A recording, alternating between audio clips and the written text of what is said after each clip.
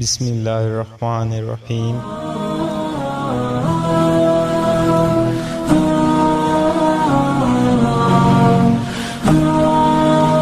حضرت علی رضی اللہ تعالیٰ عنہ نے فرمایا، جو شخص تمہاری نگاہوں سے تمہاری ضرورت کو سمجھ نہیں سکتا، اس سے کچھ مانگ کر خود کو شرمندہ نہ کرو۔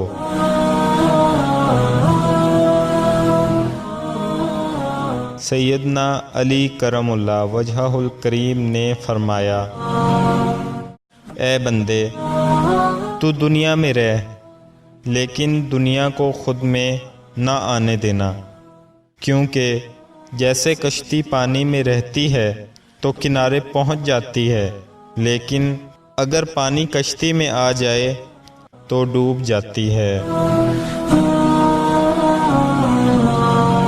حضرت علی رضی اللہ تعالیٰ عنہ نے فرمایا، لوگوں سے دعا کی التماس کرنے سے بہتر ہے کہ انسان خود ایسا ہو جائے کہ لوگوں کے دل سے خود بخود اس کے لیے دعائیں نکلیں۔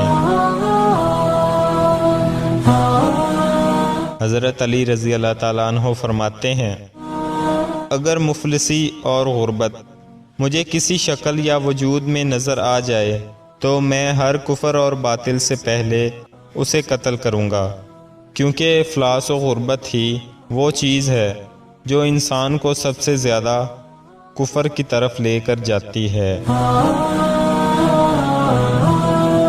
دوسروں کے سینے سے شر اس وقت دور کر کہ پہلے تو اپنے سینے کی صفائی کر لے۔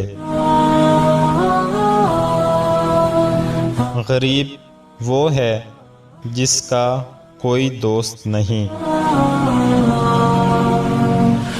گناہوں پر نادم ہونا ان کو مٹا دیتا ہے، اور نیکیوں پر مغرور ہونا ان کو برباد کر دیتا ہے۔ سچائی میں اگرچہ خوف ہے مگر باعث نجات ہے، اور جھوٹ میں گو اطمینان ہوگا مگر موجب ہلاکت ہے۔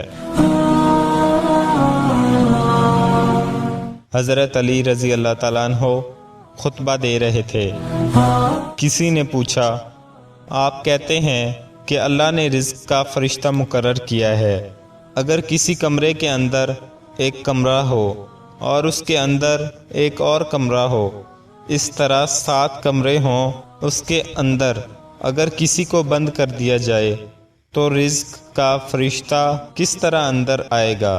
کیا وہ تو مر جائے گا؟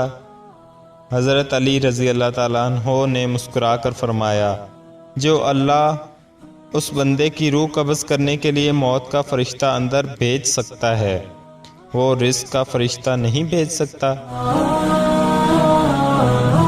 حضرت علی رضی اللہ تعالیٰ عنہ فرماتے ہیں، اللہ تعالیٰ نے مالداروں کی دولت میں غریبوں کا رزق رکھا ہوا ہے، لہٰذا جب بھی کوئی فقیر یا انسان بھوکا یا تنگ دست ہوگا، اس کا مطلب یہ ہے کہ دولت مندوں نے اپنی دولت کو سمیٹ لیا ہے، اور پروردگار روز قیامت اس کا سوال ضرور کرے گا۔ کوئی تمہارا دل دکھائے تو ناراض نہ ہونا، کیونکہ یہ قدرت کا قانون ہے کہ جس درخت کے پاس زیادہ میٹھا پھل ہو اس درخت کو لوگ زیادہ پتھر مارتے ہیں۔ اگر کسی کا بننا چاہتے ہو تو پوری حقیقت سے اس کے بن جاؤ، بصورت دیگر اپنی ذات میں ایسی حقیقت پیدا کر لو کہ دوسرے حقیقت میں تمہارے بن جائیں۔